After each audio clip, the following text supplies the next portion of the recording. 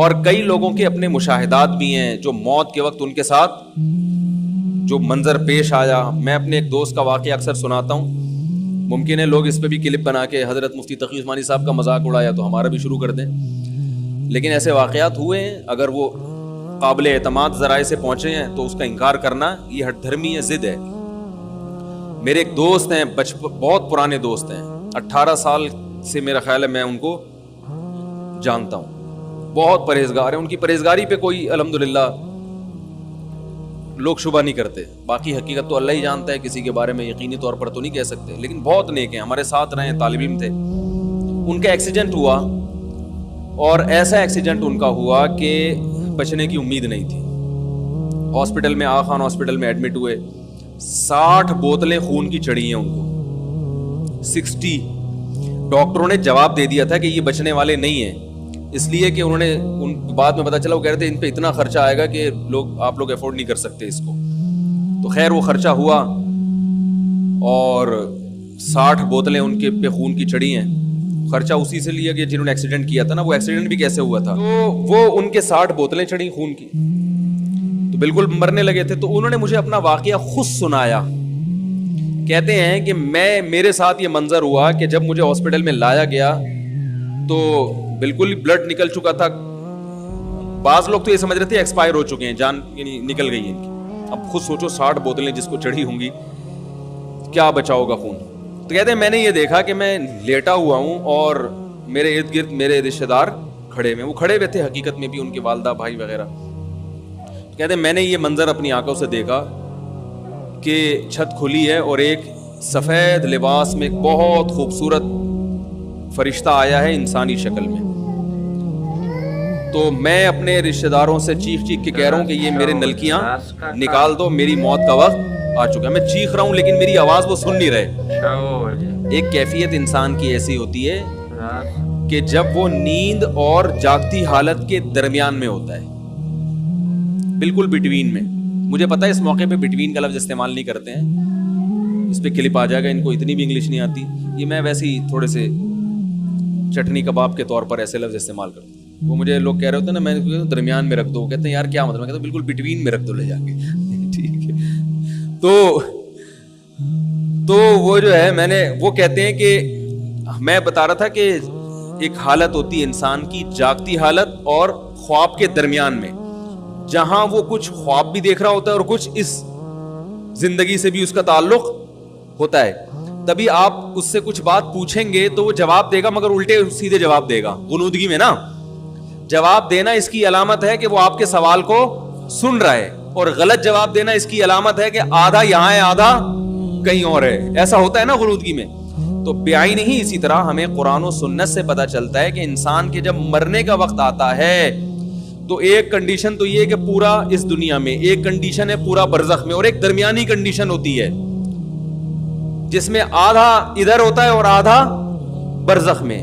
یہ سب پر آتی ہے کنڈیشن. یہ وہ وقت ہے جب توبہ قبول نہیں ہوتی.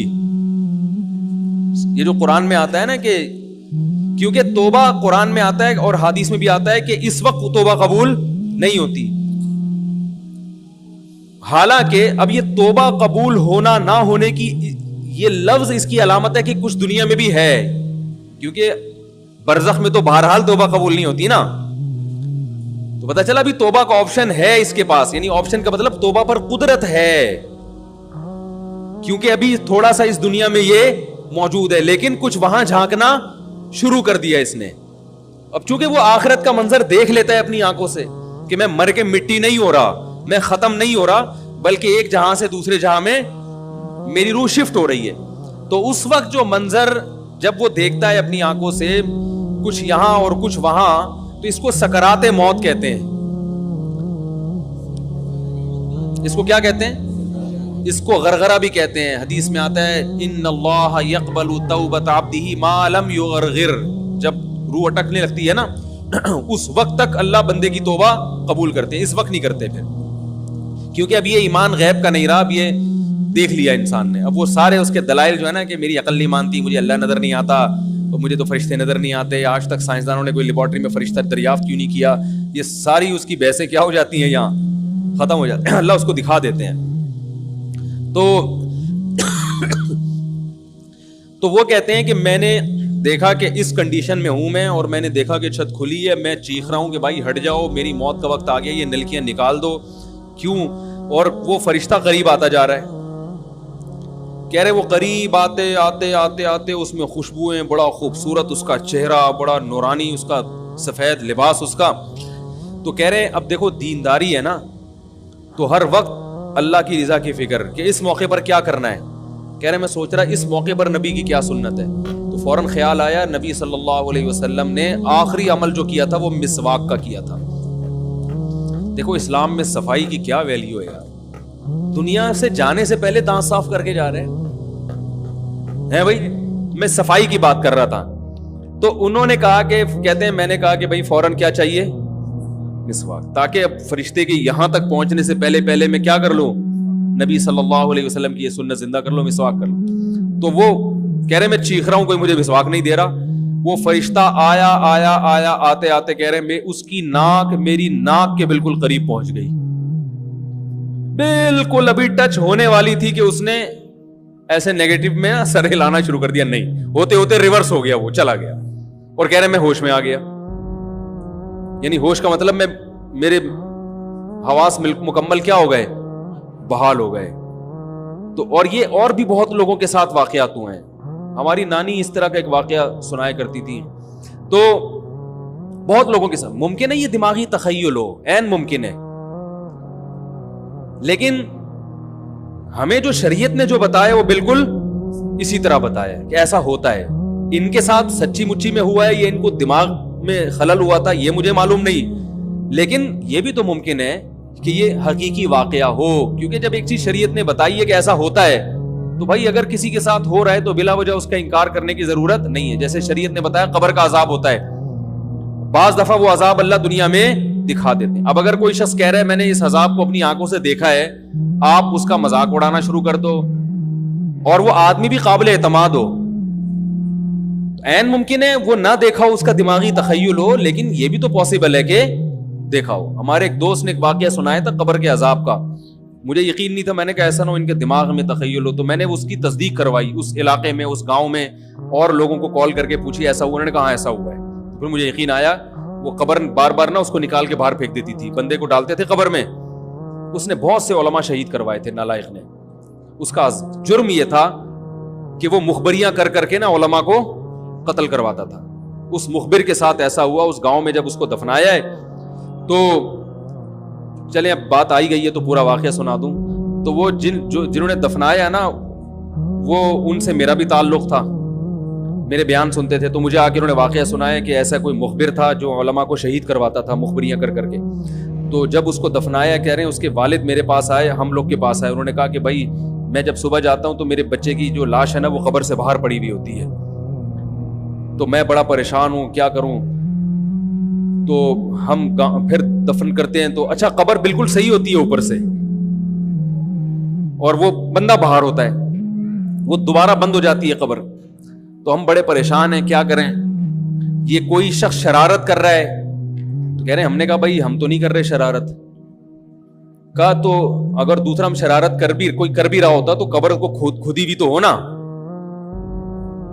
تو انہوں نے کہا پھر یہ مشورہ انہوں نے ان کو دیا کہ تم ایسا کرو, لڑکا جو قتل ہوا جو مرا تھا نا, جو قبر میں تھا, جس کی لاش باہر, نوجوان تھا, وہ بڑا مخبر آدمی تھا, وہاں کے گاؤں کے لوگوں نے بتایا. تو اس کی لاش جب باہر پڑی ہوتی تو باپ اور بھائی کو لوگوں نے مشورہ دیا اس لڑکے کے کہ تم لوگ رات کو قبرستان میں جا کے بیٹھ جاؤ,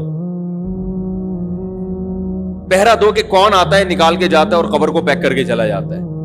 تو وہ صاحب مجھے بتا رہے تھے کہ اگلے دن وہ چیختے ہوئے آئے ہیں, چیختے ہوئے, باپ اور بھائی جو ہے نا. کہہ رہے ہم نے رات کو منظر دیکھا کہ پہلے ہمیں رات جب اندھیرا ہوا ہے نا تو قبر کے اندر سے چیخنے کی آواز آئی, اور ہمارے سامنے قبر کھلی ہے تو ہم نے اس لڑکے کو دیکھا کہ آگ جل رہی ہے اس کی لاش پہ, اور وہ ایسے ایسے اپنے سر کو پیٹ رہا ہے. کہہ رہے ہم تو خوف کی وجہ سے بے ہوش ہو گئے, ہمیں نہیں پتا اس کے بعد کیا ہوا. ہوش میں آیا تو وہ لاش باہر پڑی ہوئی. تو میں نے کہا یار پھینکو بھی دنیا میں کم نہیں ہوتے. تو میں نے پھر تصدیق کے لیے ایک دو لوگوں سے رابطہ کیا, انہوں نے بتایا کہ ایسا ہوا ہے ہمارے ساتھ. تو یہ جو ترکی کا جو تھا نا اتا ترک، وہ مصطفیٰ کمال کو میں اکثر بیچارے کو کمال اتا ترک جو ہے نا، تو وہ غلطی سے کئی دفعہ میں نے کمال اتا ترک کے چکر میں مصطفیٰ کمال کا واقعہ بیان کر دیا. وہ مصطفیٰ کمال کا نہیں ہے، وہ کمال اتا ترک ہے. تو بھائی مصطفیٰ کمال اگر سن رہے ہو تو پیشگی معذرت. تو کمال اتا ترک کا بھی یہی ہوا ہے، مسلمانوں کا قاتل تھا، علماء کا قاتل تھا، ترکی سے خلافت اسلامیہ کو اس نے ختم کر دیا. بہت یہ جو آج جو کچھ دنیا میں ظلم ہو رہا ہے، اس سب کی بنیاد رکھنے والا اتا ترک ہے. خلافت عثمانیہ ہوتی تو نہ کشمیر کا مسئلہ کھڑا ہوتا، نہ بوسنیا کا مسئلہ کھڑا ہوتا. یہ ساری مصیبتیں جو آئی ہیں، مسلمانوں کا جو اتحاد ختم ہوا. تو اس کے ساتھ بھی ایسا ہی ہوا. اس کو جب قبر میں دفنایا، قبر نے باہر پھینک دیا. نتیجہ یہی نکلا کہ اس کی قبر زمین کے اوپر ہے. تو وہ جو اس کے فالوورز ہیں وہ کہتے ہیں دیکھو ہمارے حضرت اتنے پہنچے ہوئے ہیں کہ اوپر دفن ہے. تو جو بوڑھے بوڑھے لوگ ہیں نا ترکی کے، وہ آپ کو بتائیں گے کہ یہ محترم کو زمین نے قبول نہیں کیا، نکال کے باہر. تو بعض دفعہ قبر خود بتا دیتی ہے، بعض دفعہ. اچھا مجھے السلام علیکم جی دوستو، آپ نے دیکھا اور سنا مفتی طارق مسعود صاحب کو کہ مفتی طارق مسعود صاحب کیا بیان فرما رہے تھے. آپ نے بغور دیکھا اور سنا.